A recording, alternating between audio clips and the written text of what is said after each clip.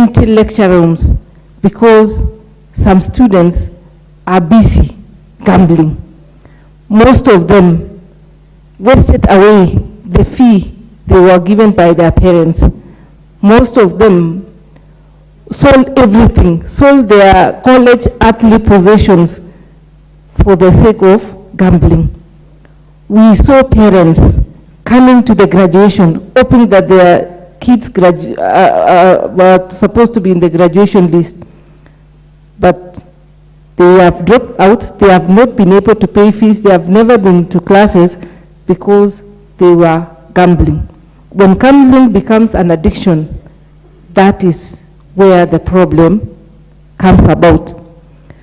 We have had cases of Fulisa. Young people, you find them having more than 20 SIM cards because they are getting money, getting small loans from Fulisa to gamble. Isn't that a problem? So my take is, this gambling has to be regulated before it escalates to become an addiction, and more so to young people. When they start participating in this game, they lose concentration. They don't, others drop out of school.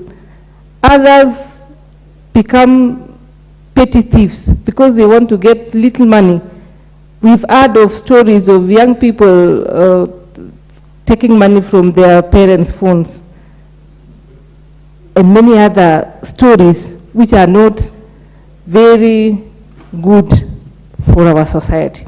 Mr. Speaker, I would say that if this business is regulated, it is not enough to tax them,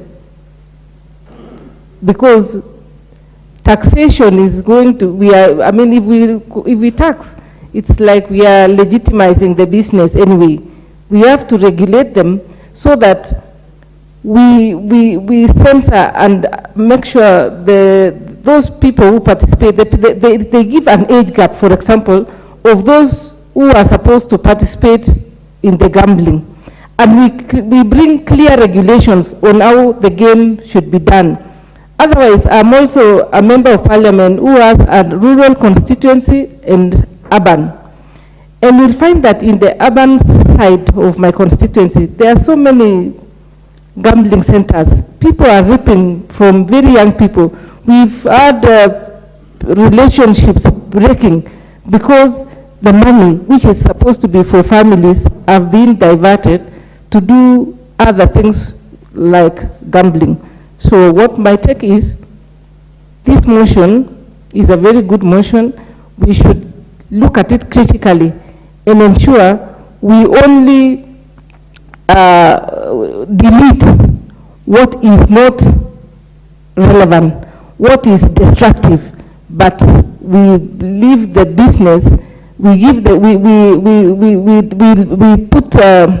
we press the regulator to get a bit serious and not just regulate anybody, not just give a license anyone because they want to be in business, because they want to make money. Just like those the organizations which are regulating these, those who regulate the supply of alcohol and drugs in our society, we will find that some county governments are very fast in giving businesses licenses, regardless of what kind of alcohol or what kind of alcohol they are selling.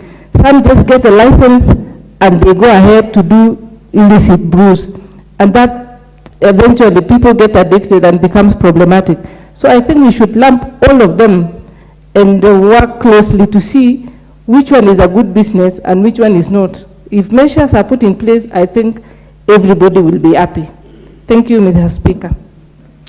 Thank you very much. The Honorable Irene Mayaka, nominated MP.